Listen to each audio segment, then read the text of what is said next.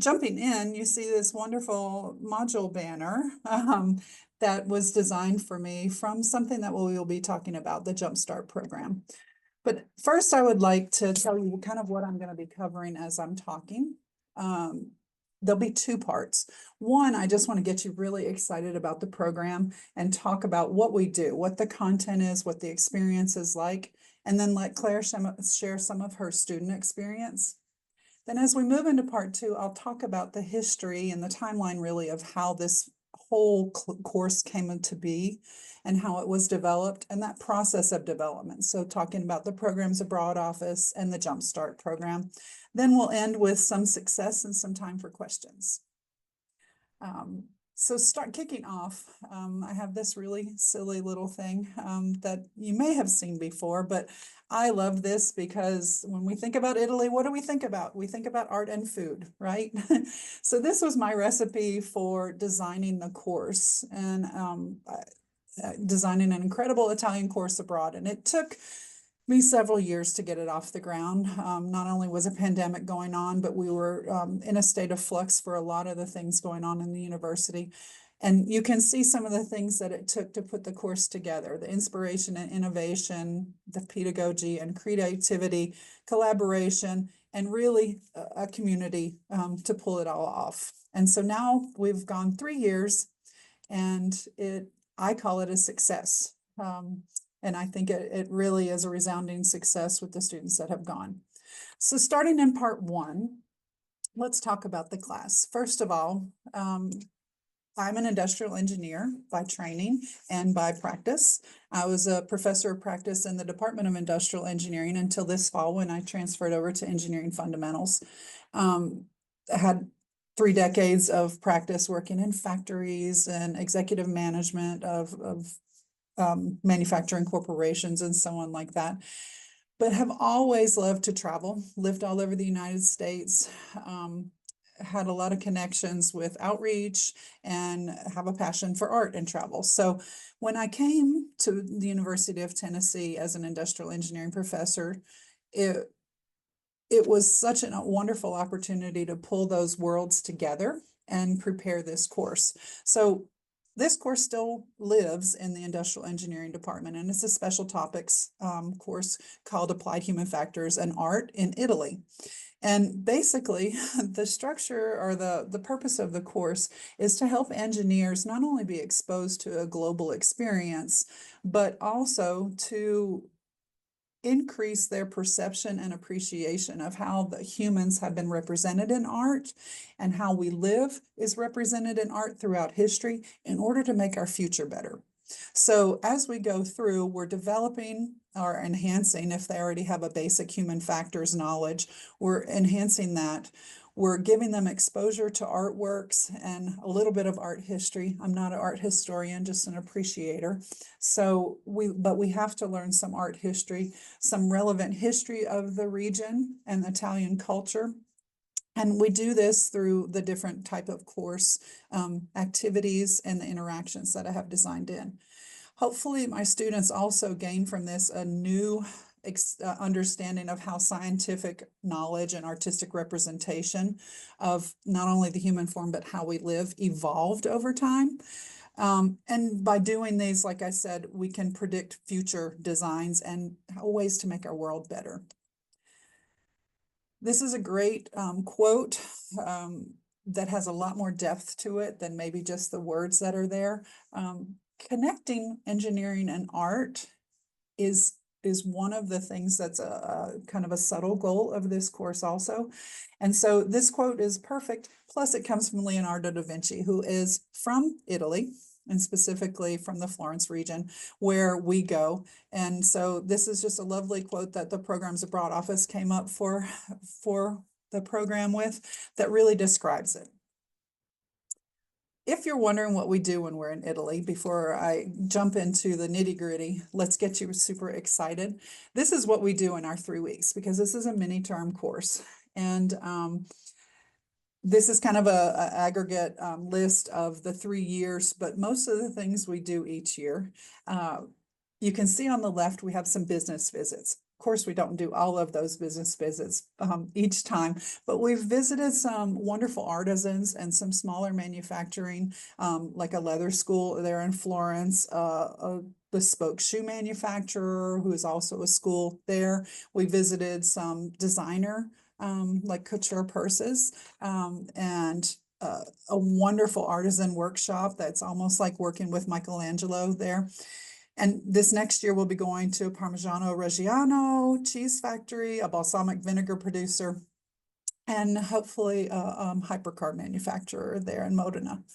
So that's our business visits that connects what the student might be learning in their classes with Italian manufacturing, artisanship, and production.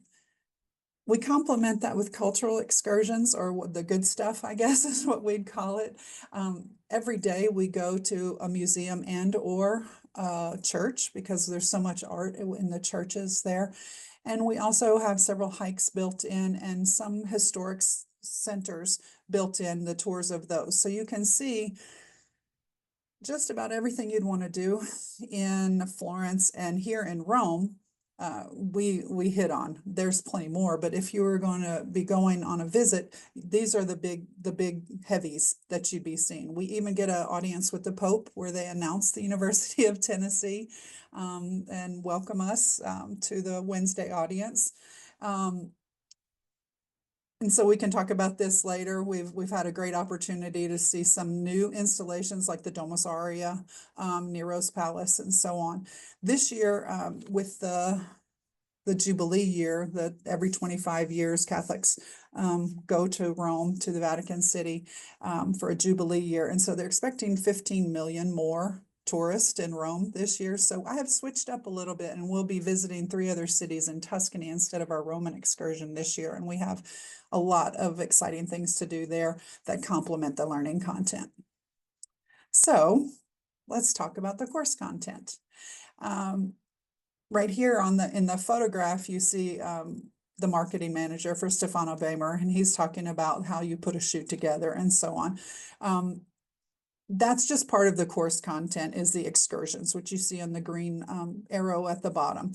The excursions, reflections of our daily activities, and then module assignments build up to the final proposal, which is compiled from not only those experiences, but 3 smaller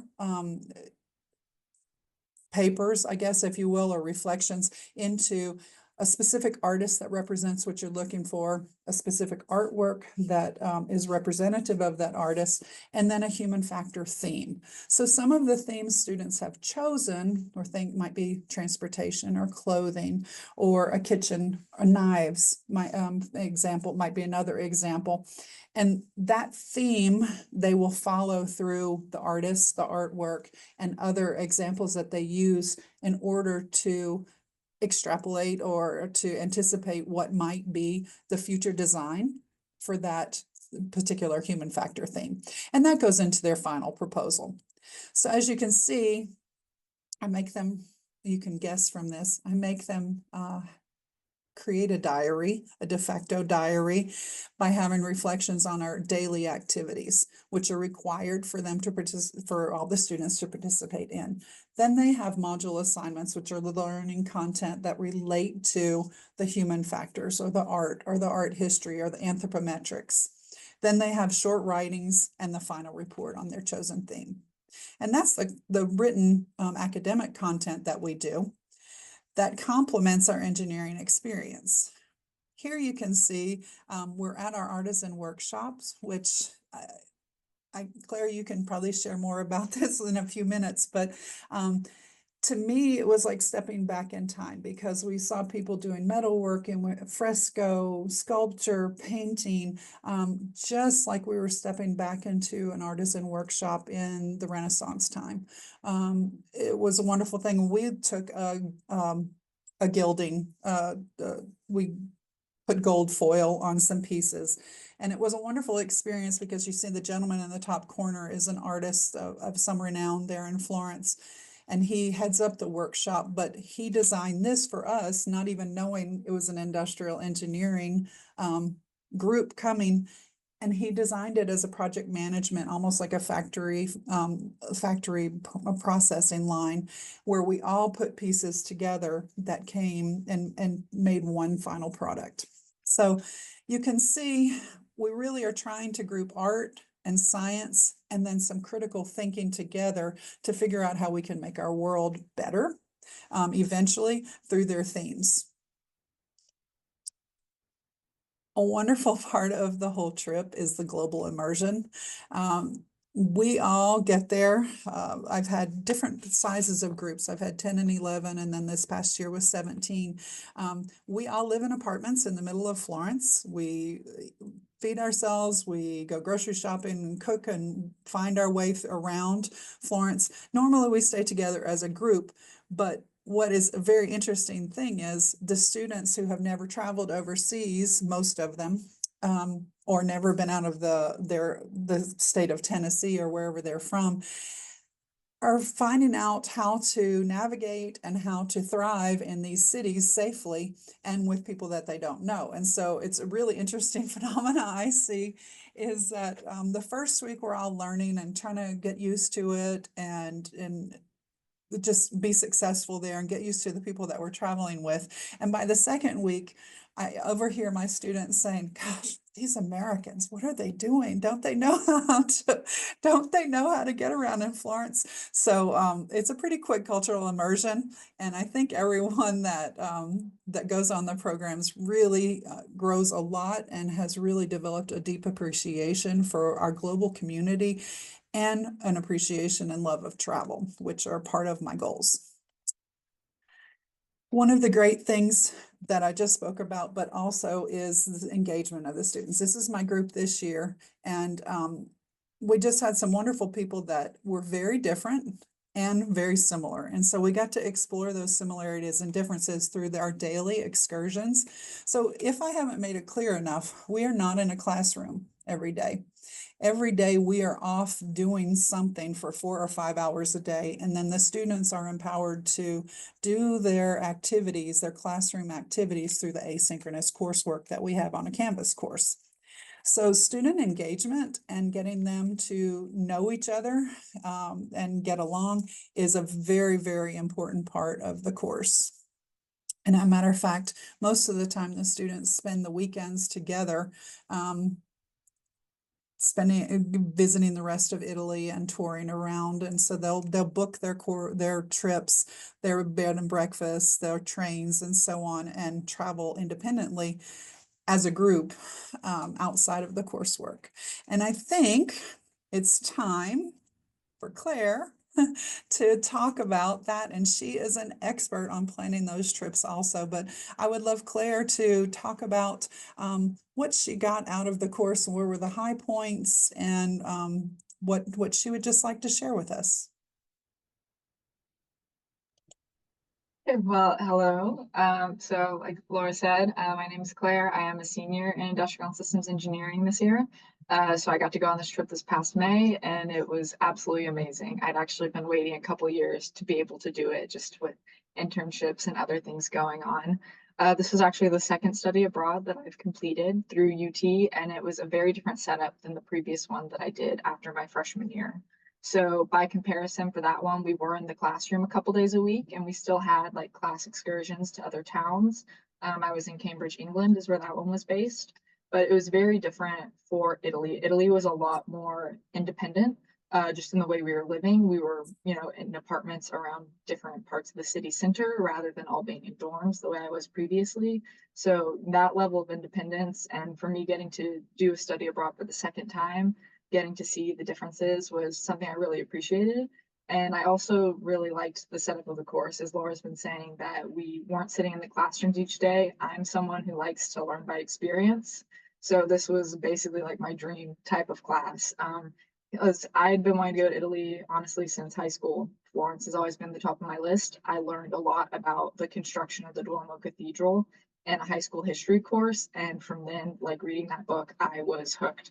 And I just really wanted to learn as much as I could about Italian culture and specifically Florence. So when we were walking through those asynchronous assignments that we had like learning modules and the daily reflections. But I really appreciated that Laura told us was like, work on these as you can, but I really want you to get out there and I want you to experience Florence and really understand it like outside of those class excursions we took. So me just getting to walk around the city, sometimes I would revisit places that we'd gone as a group just so I could get like a little bit more time there. Maybe going back with one or two of my roommates and we could just really absorb some aspect we didn't get to see on the tour, or if there's something we really loved, we just wanted to see it one more time.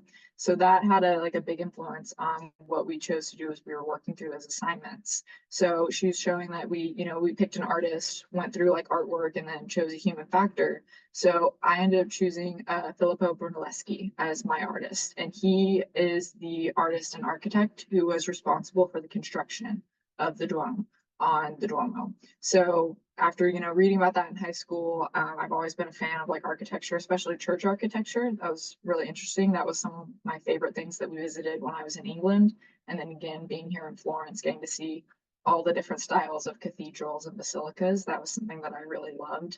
So that had a big impact on what I chose to do for the class. So having that flexibility to research something that we were really interested in, not being told, I want you to look at this artist or this era, was something that I really liked because that let me choose that human factor. Mine actually had to do with construction because Brunelleschi was known that he actually was an inventor as well, which was something I learned a lot more about. I hadn't known that previously until I started doing this research on my own and going on the tour that we got of the cathedral had a big impact on that as well. So learning that he was an inventor and he invented a lot of machines like cranes to make the lives of his workers easier and better was something that I decided to focus my research on because that was something, you're not really taught about that in history class.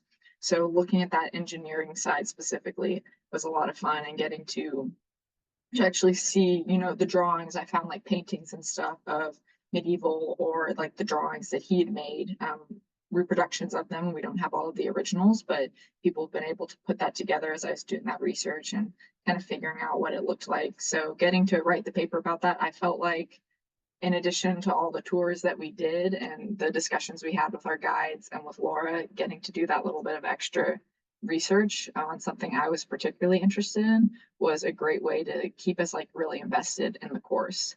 And getting to go on all these excursions every single day in a group, we had wonderful tour guides for all of them. They're all super knowledgeable.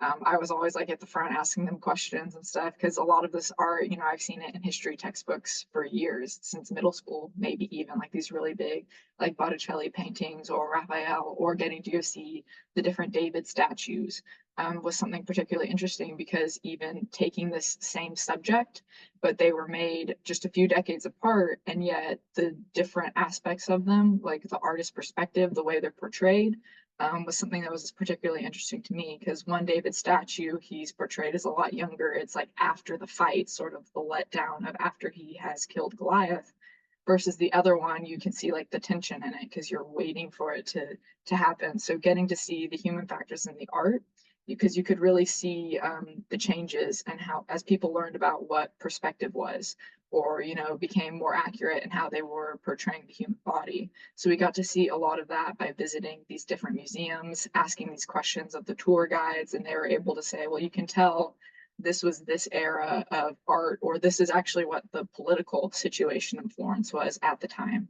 So getting to pull in just like the politics of it, because that's played such a huge part in Florentine history. So, we got to see there as well. This statue stood here when this person was in charge of the city, but the next person didn't like this artist. So they moved it into like some room in the back of a museum or something like that. It was just a lot of fun getting to see how everything changed so much in Florence because that whole city is just so historical and I could talk about it forever. But it was just a lot of fun getting to do that. And I really liked the artisan visits because with a lot of these, some of them had shop fronts where if you're there just as a regular tourist, you're going in, looking around, maybe buying something, but you don't get that full understanding of how artisan culture is in Italy because it is very, very different than what we have in the United States. There aren't many small artisans that are creating things the same way. I, in particular, was a big fan of a jewelry shop that we went to because we got to go into their apartment. You kind of see all this different metal jewelry laid out, but then he actually took us down into the basement and was like, well, look at these. These are the tools that I've used, and these are decades and decades old. They've been used for many, many years by him and by other artisans previously.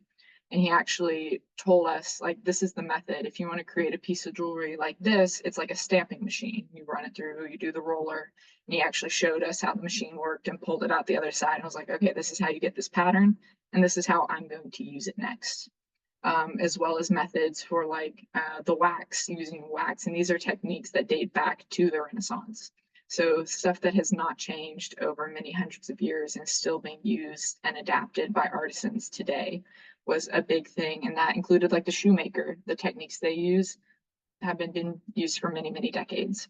So getting to see all of that and then kind of relating it to what we were reading about in the modules and learning about on our own was a great way to really connect it. Because like I said, I'm a learn by experience type person. I don't just want to read about it. I do better like seeing the examples and getting to actually kind of figure it out a little bit myself. So that was a lot of fun, and all the visits to the museums were wonderful. And Laura spoke a little bit about, we took independent trips. My roommates and I, basically every weekend, we took some other trip. We visited the towns of like Pisa and Lucca, got to see how those towns, and then like Siena as well. Those towns have a very different feel from Florence. So even if they are like in the same region in that area, quick train rides away, like less than an hour, it's a very different feel when you're getting to go to these different cities with their own churches and their own art and their own like cultural centers and the squares. So getting to experience how life in Italy looks different in different places, but also the independence of it. It was a lot of fun, planning those trips and figuring out, well, I want to go and this place.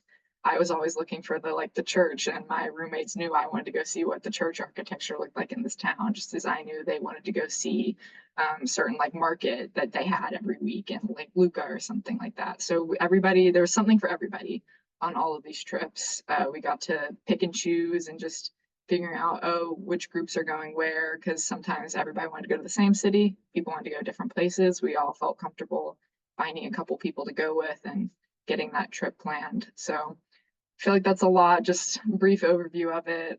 It was a wonderful trip. I loved Florence, probably my favorite city I've gotten to visit in Europe. And this trip was a lot of fun and something I've been looking forward to for a long time. So I was really grateful to Laura for making it such a great trip and making it a lot of fun getting to research what we wanted to, but still getting that full experience and hitting all the big points in Florence.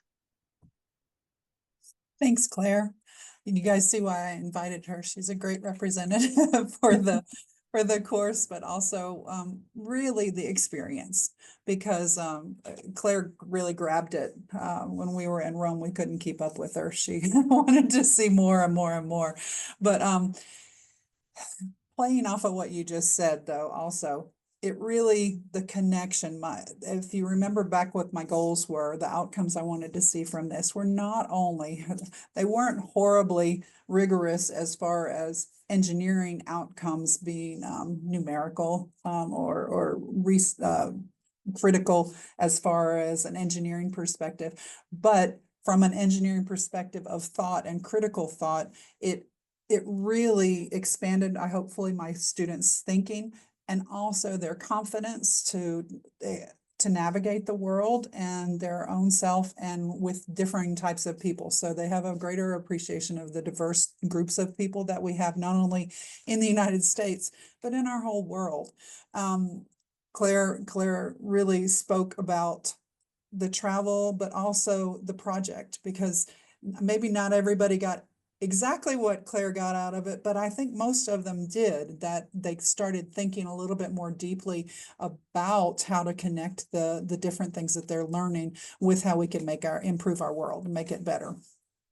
So let's talk about how I developed this course and how I'm continuing to develop it. You see, I have a very brief development timeline here on the screen that talks about where it started back in 2019. So my second year of transitioning into being a professor from the working world or industry, my department head came up and asked me hey, how'd you like to conduct a course abroad? And I said, only if it can be in Siena, Italy. And he said, okay. And my world changed from that moment on.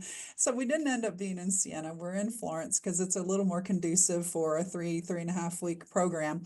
But that ask was the basis that started this whole process. And I started planning in my dreams what I would want to do, what I would want the students to get out of it. And then we kind of went into a changed world, right? So in the spring of 2020, we really started planning in earnest as we went into lockdown and online and so on, and procedures were happening, travel was stopping. So we kept planning and we kept waiting and working through many different people, contributors from the Programs Abroad office. And I continued and I never gave up the dream. And finally, in the winter, the January of 2022, so almost 3 years later, the Jumpstart cohort, the very first iteration of the Jumpstart cohort was available, and I joined that. And I had some wonderful instructional designers and team of media specialists and so on that helped me go through, and I'll talk more about it in a moment, but helped me really design the course, design the elements of the course, and put it together to be able to present it to students on an asynchronous basis that complemented my dream of what we were going to be doing in the course. I also was fortunate enough to get a grant to take a scouting trip so I could go and visit all of the locations in Florence that I planned to take the students, making sure that it fit. Let me add here that we also use a third-party group in Florence that is Study Abroad Italy, who is phenomenal. So they took my vision and helped pull in some of the businesses that we visited, the artisans and so on like that. They book when we visit museums and make sure we have skip the line tours, which contributes greatly to the enjoyment of the trip, but also means we can do a whole lot more.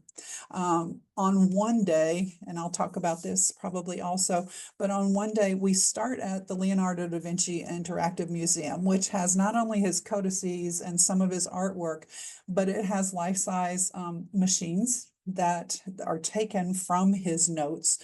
So you can touch and you can feel, you can look at the simple machines, you can look at the larger dreams that he had that maybe never came to fruition, and make those connections between the engineering and the art and the medicine that he studied.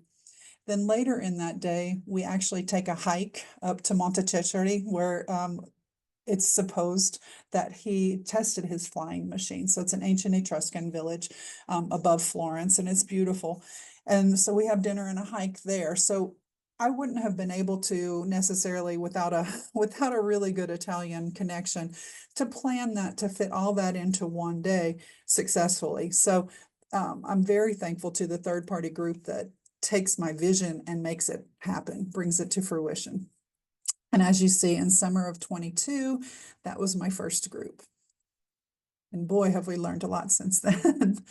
So just briefly, as much good things as I can say about the Jumpstart cohort and the process there, I want to urge everyone, if it fits, to participate in this, because it was such a wonderful experience for me. And I learned so much, not only for this course, but as a professor in designing my own live and online courses.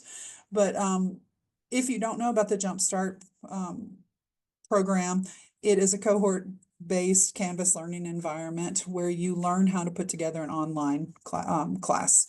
So I had one-on-one mentorship with an instructional designer that helped me really think through what I wanted those course outcomes to be, how the assignments could complement those, how I would assess them, and really put together a valid course, a robust course that would provide the learning content to complement the experiential content in this course. I had wonderful digital media creative support and the video creation and production that added to it. What you see over here are the steps that loosely that we went through. Well, I guess we follow them very closely, but moving through the development of the course all the way through into really finalizing modules for your course. So, and when I came out of the Jumpstart program, I almost had my course fully put together in order to step into it that May. If we look at what I developed for the course with Miriam Larson and Christina Good were my two instructional designers, we came up with what the course elements would be for something different like this, where you'd have such an active in-person element complementing the asynchronous course, which is a little bit different than normal online learning, but it really is such a wonderful fit. So we knew we wanted to pull the personal reflections into this class because the experiential part was so important, but we knew we wanted to have some learning content, which you see in the asynchronous modules. We complemented the asynchronous modules with activities that would challenge that thought. We added in personal knowledge management, some discretionary tools on determining fact from fiction. We brought in research tools, mind maps, and some of the library connections in order to teach students that critical thinking and new thought so they could challenge themselves to come up with different ideas based on what they're presented with. So they were actually growing. I also tried to incorporate some peer collaboration in there, so they were feeding off of one another and interacting daily through their cultural visits. In addition to those cultural visits, we had the Italian immersion of living there and the experiences of visiting the businesses and the artisans and so on like that. So all of those course elements all built into what we came up with in the Canvas course. And so the course structure really looks like this. We had module assignments, their attendance and interaction. They had topical research assignments, their reflections, and then their final course proposal. And as you can see right here, this is what I instructed. This is straight from their syllabus, but we were moving from synthesizing, from connecting the content that they learned and the activities. So they were absorbing information, doing activities, connecting those activities to what they learned, and then synthesizing future critical thought with their final course proposal. And that's how we moved through the course. What was a really neat element of this, I thought, was that the structure of the Canvas course was so different. We were working with the digital media specialist. I could really make it look more representative of what I wanted the course to be like.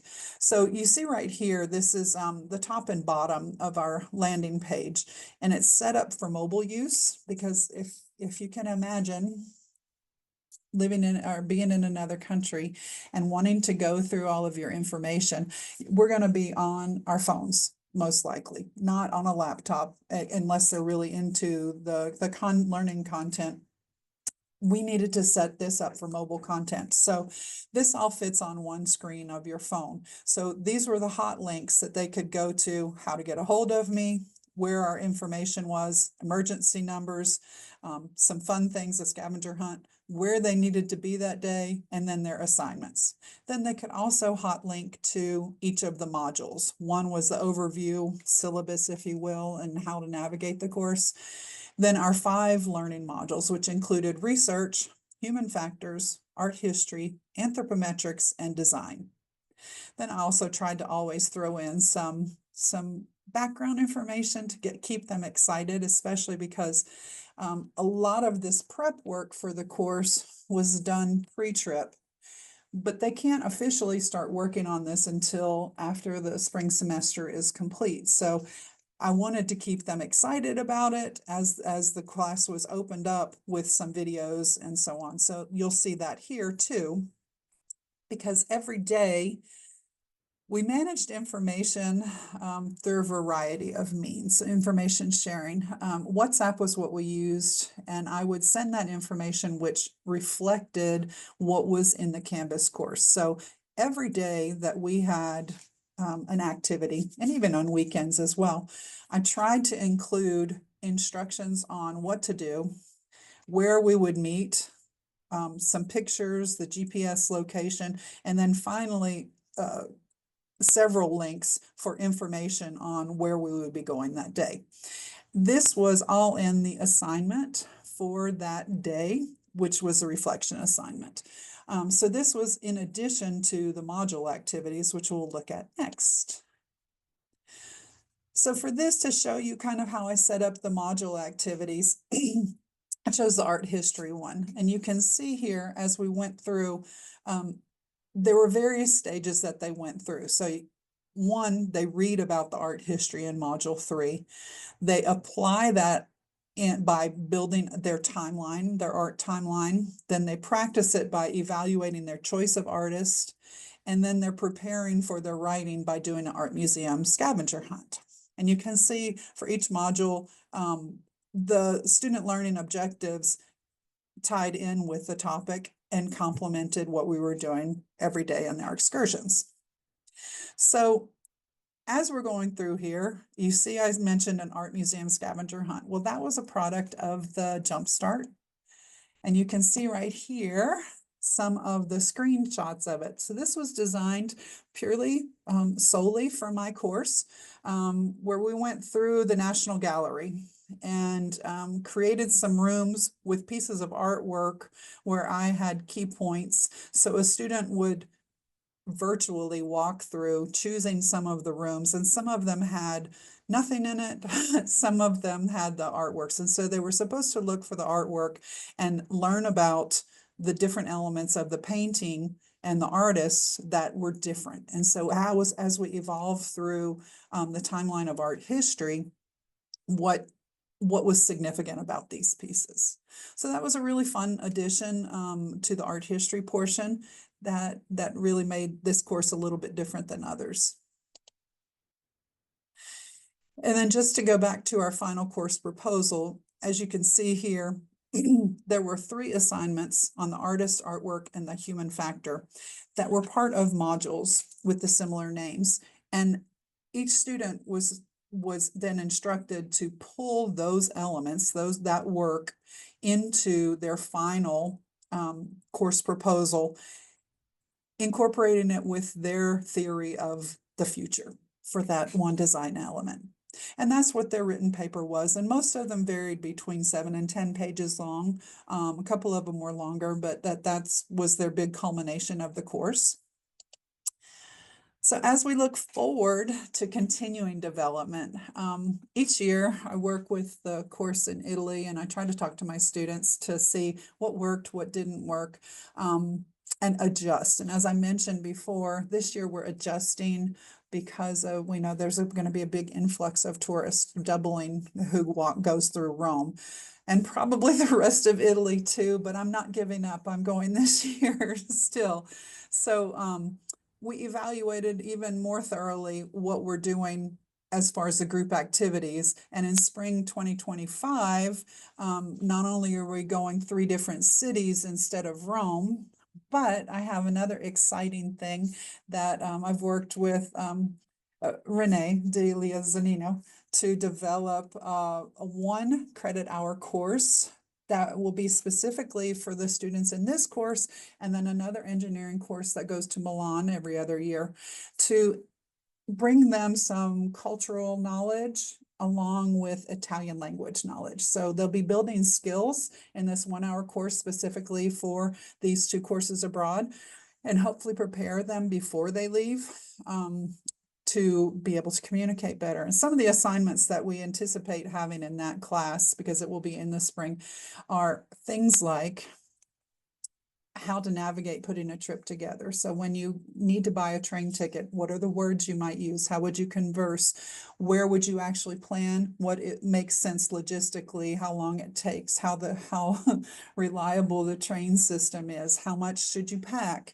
How do you buy your ticket? What makes sense to pack into a weekend, and so on. So not only they'll be learning the conversational Italian that they need to navigate these trips, but they also will be getting the actual skills for when they're in Italy to be able to do these things. Another example of a course assignment in that course is going to a grocery store and understanding the names of the foods and what you might buy to make a certain dish, and then make that dish. So That's an addition that we've added that's super exciting that I'm looking forward to. And I've already talked about the changes in itinerary. So you can see here in these two pictures, I've been not even talking about the pictures, but this is last year's group. And the Zero Lab at the bottom was a really great addition that we had. This is a designer leather recycler. So if you have designers like a Gucci or a Prada or those, they'll make leather products and they'll either have leftovers from the production process or they have a design that maybe didn't make it. And so they have all the leather that was going to be attributed to that design sitting around. So Zero Lab started collecting all this, and now they make other products with the leftover materials, and they actually bring in very few groups, but they have space to bring in groups where we got to make our own wallets and choose from the leather and learn about the recycling process too. So here's pictures of all three of my years of students that I've taken in some of the different places. And I just wanted to take a chance to thank the big community that has been integral in keeping this going and putting it together. I have a large group of people from the Programs Abroad office and my Jumpstart friends, my group in Italy, and then my students like Claire, because I couldn't do this without them. They all make sure that I get to go each year. And then finally, I just have a couple of pictures that you can see here, some images from our trip. You can see our artisan knife manufacturer. His workshop was probably about 10 by 15. And we fit about 15 people in there with him and all his machines, but he makes some beautiful knives. On this side, you see some of the shoes from Stefano Bamer. These happen to be $75,000 shoes, which are handmade from reindeer leather that was buried in a shipwreck from 1786, I believe.